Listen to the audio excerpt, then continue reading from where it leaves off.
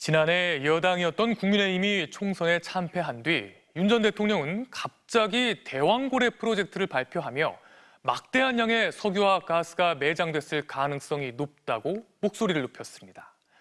하지만 이미 세계적인 개발업체가 사업성이 없다며 철수했고 분석을 맡은 회사는 사실상 1인 기업이라는 사실이 알려지면서 큰 논란이 일었는데요. 발표부터 실패까지 의혹과 논란이 끊이지 않았던 지난 1년 3개월을 이지수 기자가 돌아봤습니다.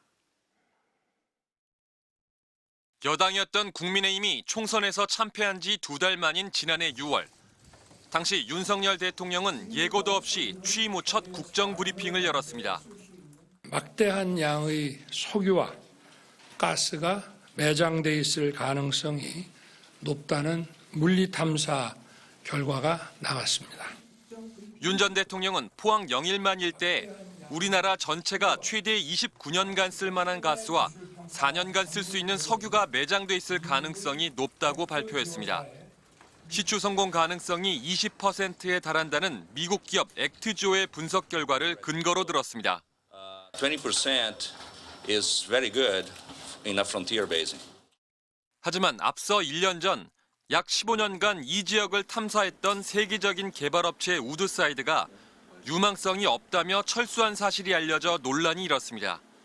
게다가 윤 대통령이 세계 최고 전문 기업이라고 소개했던 액트조는 주소지가 대표의 자택인 사실상 1인 회사이고 세금 체납 기록까지 있어 분석 결과를 신뢰할 수 있느냐는 비판이 이어졌습니다. 한국에서 기자회견까지 열었던 아브레우 대표는 의혹이 가라앉지 않자 아예 언론과의 접촉을 끊었습니다. He moved to Brazil. Brazil. Yeah, he had to go back to Brazil with his company for 4 years. So he's leasing out his home. 논란에도 불구하고 12.3 비상계엄 직후인 지난해 12월 중순 시추가 시작됐고 약 한 달 보름 만인 지난 2월 정부는 가스 징후가 있었지만 경제성을 확보할 만한 수준은 아니라는 잠정 결과를 내놨습니다. 그리고 윤 대통령 발표 1년 3개월 만인 오늘 정부는 대왕고래 프로젝트 실패를 시인했습니다. 당시 굉장히 지지율이 낮은 상태였고 대왕고래 프로젝트라는 큰 프로젝트가 성공한다라는 걸 중심으로 해서 일종의 좀 지지율 상승을 꾀했던 게 아닌가. 석유공사가 추가 탐사를 계획하는 가운데 향후 개발 사업에 대해선 추가 검증이 필요하다는 지적이 나옵니다. MBC 뉴스 이지수입니다.